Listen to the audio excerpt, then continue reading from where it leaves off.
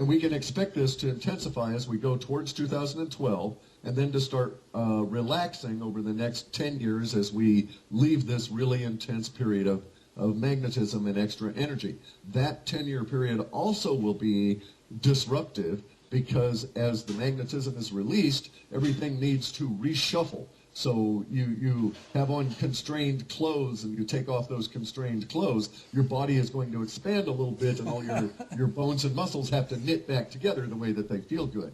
And this is what we're getting into now, or what we'll get into after 2012. I suspect lots of activity after we leave the point of maximum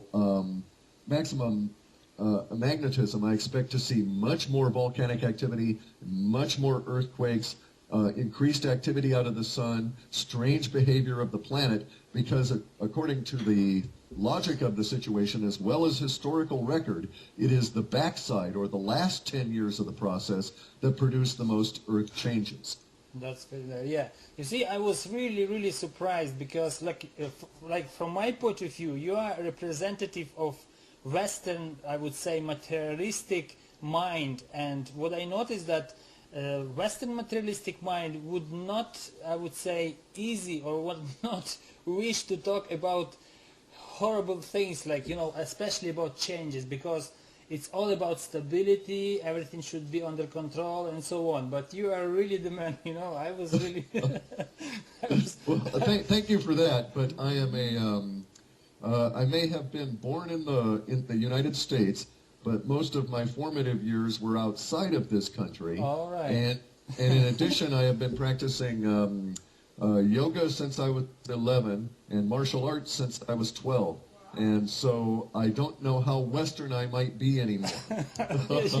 No, you see, the thing is, all my life I was using, I don't know, just intuitively always was looking at the world, always. And whoever has told me something, I was listening first to my intuitive, what she have to say or whatever. And when I hear your few programs, I was thinking to myself, my goodness, this is the man that his words are really something to understand and to get used to. And what is best, I mean, what is really triggering me, because you are talking about things that people might be or might be not facing in their lives. And the really process like it goes when you hear the information that could happen in the future, unconsciously you already started to working with those events that are on the way. And therefore you already change, if you're strong person, and I'm sure that the strongest will survive, I mean emotionally, and if in harmony with the world and with whatever energy comes through you. And if you're a strong person, you already would be able to change the future for the rest of the world. That's what is important, that people should be aware whatever is coming on their way. And you are doing a really great job, I should say that, really.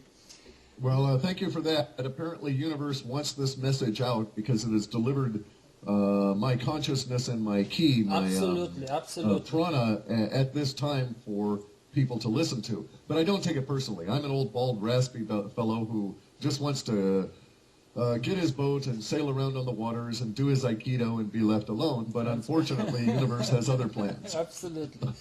Now, we will be continuing in order to save our precious time.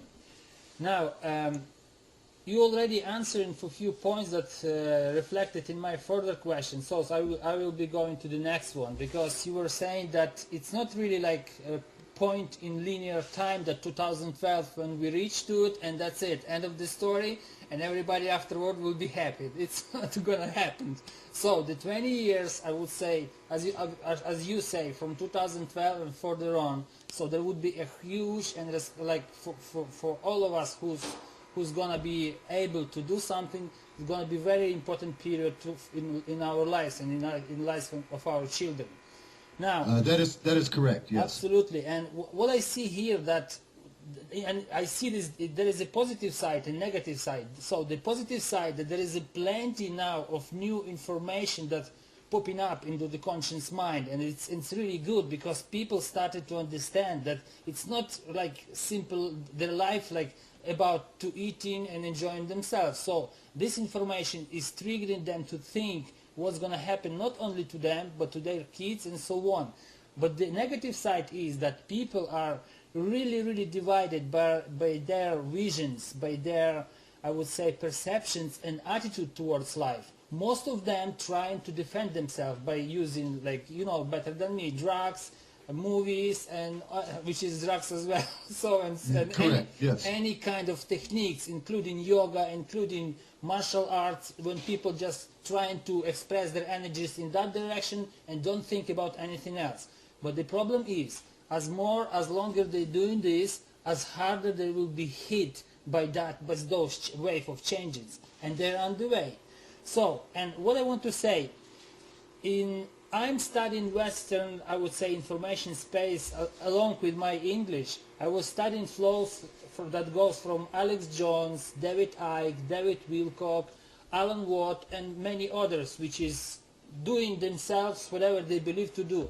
But all of them are really divided, and most of them do not want to unite with each other. Like Alex Jones, for instance, against all others, and for instance, he never mentioned like Lyndon LaRouche, for instance, which is talking as well about all the negative things that powers that be are doing now. So, and Lyndon LaRouche, of course, represents some kind of huge, like I would say, powerful bunch of people as well. So, as I understand, they're all representing flow of information changes, right? But they do not unite it, which means they are everyone dragging, like would say, cover for themselves. So, what do you think should be like approach to all those information flows from different sources that trying to change our life in this time? That's a very good question, and you note a very salient or pertinent point here. That is that the belief system that each of these individuals uses as their lens on current events is basically filtering or creating their conclusions. And so they do not agree because they have those belief systems in front of them, and all information both in and out is filtered through that belief system. So at this point, I would say that the reader or the viewer of the information needs to seek beyond the individual words. So for instance, David Wilcock and David Icke are not that far apart. David Icke, I believe, has a much more realistic view, a much more practical view of what humans are than does David Wilcock, but that may be a function of David Wilcock's age and not his perception.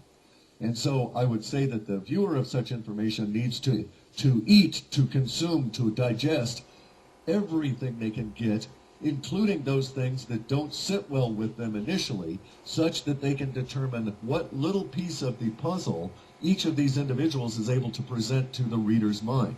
Make sense? Yeah, absolutely, yeah.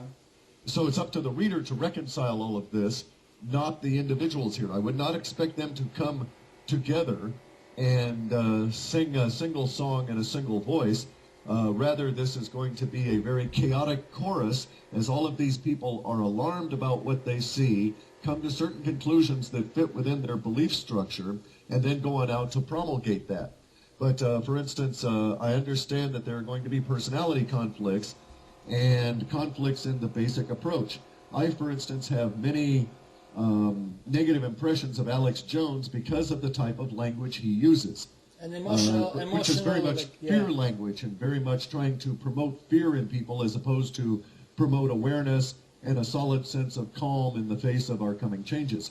I need to take one more break here and help my aged dog get back into the house, and then I'll be right back with you. No problem. Thanks a lot. Thanks for that. It's morning here, and no need. Mornings are chaotic. Feel free to be as free as you can, because I'm just really happy that you found time for me, especially. And I would not spoil your day. Well, thank you much. On that last thought there, there are these marvelous series of books that came out of, I believe, Far Eastern Russia about the Anastasia, the Siberian singing cedar.